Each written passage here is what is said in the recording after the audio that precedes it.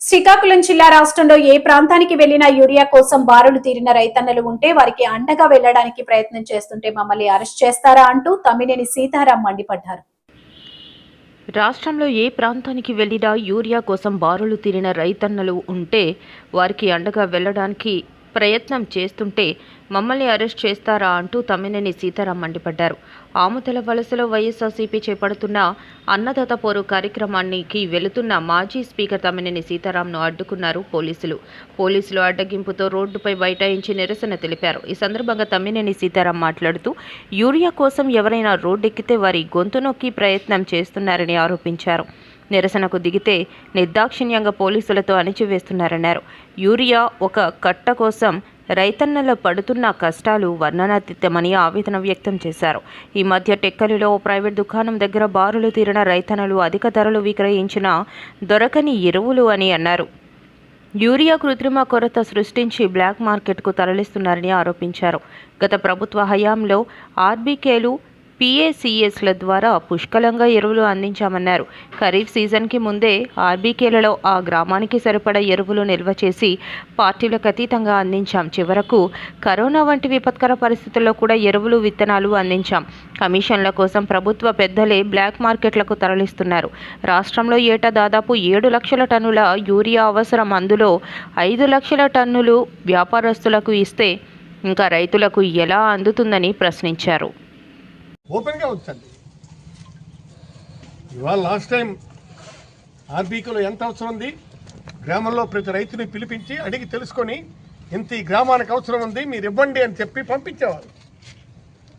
ముఖ్యంగా ఇది ఎక్కడొచ్చిందో తెలుసా? స్కార్సిటీ. ముందు డబ్బు కట్టాలి, ముందు రైతుల తరపున డబ్బు కట్టాలి. మీరు డబ్బు కట్టారా? డబ్బు కట్టకుండా ఎవడిస్తాడు? మీ అమ్మగారు జాగీరా? ఆంధ్ర రాష్ట్ర ప్రభుత్వం మీ అబ్బగారు జాగీరు కాదు, మీ జాగీర్ అంతకన్నా కాదు. డబ్బు కట్టి కంపెనీలు అడగండి, ఇస్తారు వాళ్ళు.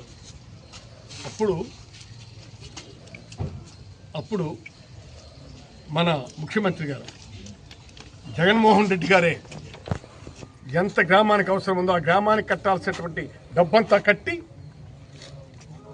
తను స్టాక్స్ రిలీజ్ చేసాము. అది పద్ధతి. నువ్వు కడతావని కాదు, అందరూ కట్టి రిలీజ్ చేయాలి. అలాంటి పరిస్థితి నుంచి ఈరోజు ఈ స్థితి వచ్చింది. అందుకే ఈ ప్రభుత్వానికి రైతంటే ఖాతరు లేదు. మొదటి నుంచి కూడా అంతే. కాకపోతే ఇవాళ క్యాన్సర్ వస్తుందని చెప్తాడా? అలాగే ఆయన పాలు చాలా మంది మానేశారు. చాలా రాష్ట్రాల్లో ఆయన ఇదది హెరిటేజ్ మానేశారు, నిషేధించారు. కొన్ని రాష్ట్రాల్లో నిషేధించారు. ఎందుకు నిషేధించారు? That you have to take care of this. అందుకు మేము చాలా స్పష్టంగా చెప్తున్నాం, ఈ ఎరువులు మీరెంత తొందరగా తెచ్చి అప్పచెప్తే రైతాంగానికి అంత క్లారిటీ ఉంటుందని చెప్పి మీ అందరికీ నేను విజ్ఞప్తి చేస్తున్నాను. ప్రభుత్వ పెద్దలే బ్లాక్ మార్కెట్లకు తరలిస్తున్నారు. ప్రభుత్వ పెద్దలే ఉండి ఏమైనా స్కేర్సిటీ ఉంటే నువ్వు మొత్తం వాళ్ళని సర్ది చెప్పి నువ్వు లైన్లో పెట్టి అందరికీ పంపించే ఏర్పాటు చేయాలి.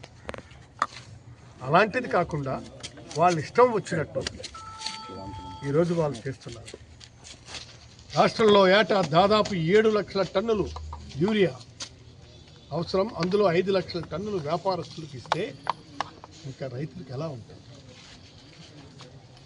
7 లక్షల టన్నులు అవసరమైతే 5 లక్షల టన్నులు వ్యాపారస్తులు. అదేం పద్ధతి? గత ప్రభుత్వ హయాంలో ఆర్బీకే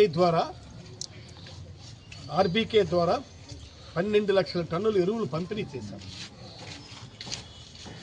అందులో పిఎస్సిఎస్ ద్వారా మార్కెట్ కంటే 50 రూపాయలు తక్కువకి మేము ఇచ్చాం.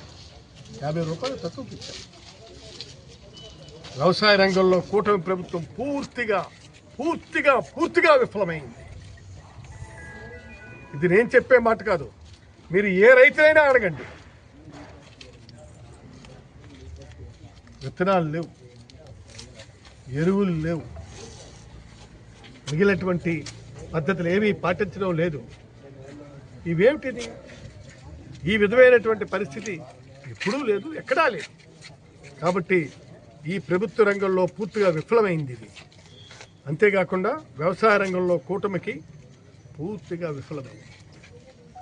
అన్నదాత సుఖీభవ పథకం ద్వారా రైతులకు పెట్టుబడి సాయం కింద సంవత్సరానికి 20,000 ఇస్తామని చెప్పి ఈ సంవత్సరం 6 నెలల కాలంలో వారి ఖాతాల్లో మీరు జమ చేసింది కేవలం 5,000 మాత్రమే. 5,000 రూపాయలు మాత్రమే అని చెప్పి మీకు చెప్తున్నా. అది కూడా 7 లక్షల మంది రైతులు ఎగ్గొట్టారు.